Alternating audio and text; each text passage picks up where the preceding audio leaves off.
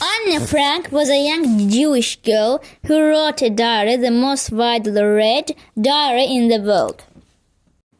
Anne Frank dünyada ən çox oxunan gündəliyi yazan Yəhudi bir qız idi. Anne was born in 1929 in Germany. Anne Almaniyada 1929-cu ildə anadan olmuşdu.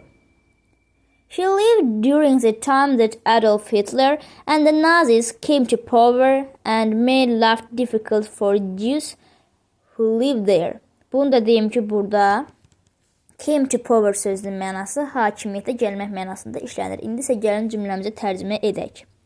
O, Adolf Hitler və Nazis hakimiyyətə gəldiyi və burada yaşayan Yahudilərin həyatını çətinləşdirdiyi zamanda orada yaşayırdı.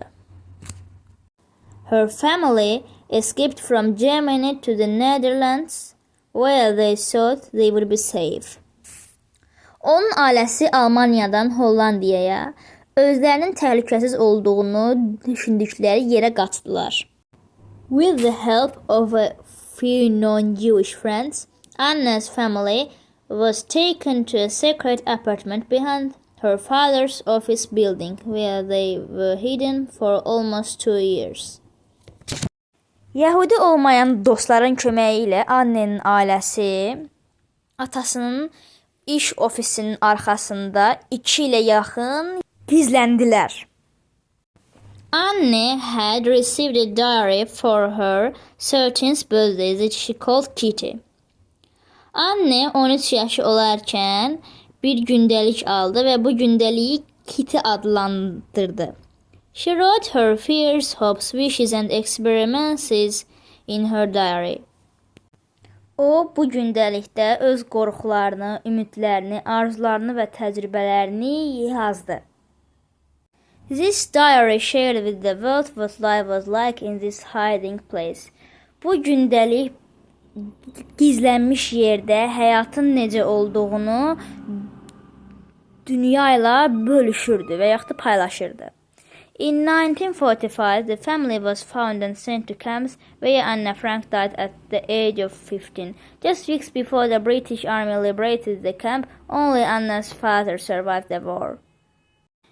1945-ci ildə ailə tapıldı və kampa yerləşdirildi. Haradakı Anne Frank 15 yaşında vəfat etmişdi. Sadəcə həftələr bundan əvvəl Britaniya ordusu bu kampı azad etdi və sadəcə Annenin atası müharibədən canını xilas edə bildi. Anne's diary was found by some of the workers in the building where they hid. Annenin bu gündəliyi burada gizlənən bəzi işçilər tərəfindən tapıldı. The diary was published in 1947. Bu gündəlik 1947-ci ildə nəşr olundu. Onu da deyim, publish sözünün mənası nəşr olunmaq mənasında işlənir. The diary has been translated into 50 languages. Bu gündəlik 50 dildə tərcümə olundu. Əziz izləyicilər, onu da deyim ki, mən bu mətni İngilis dili sınaq imtahanlarına hazırlaşanlar üçün 100 testindən oxudum.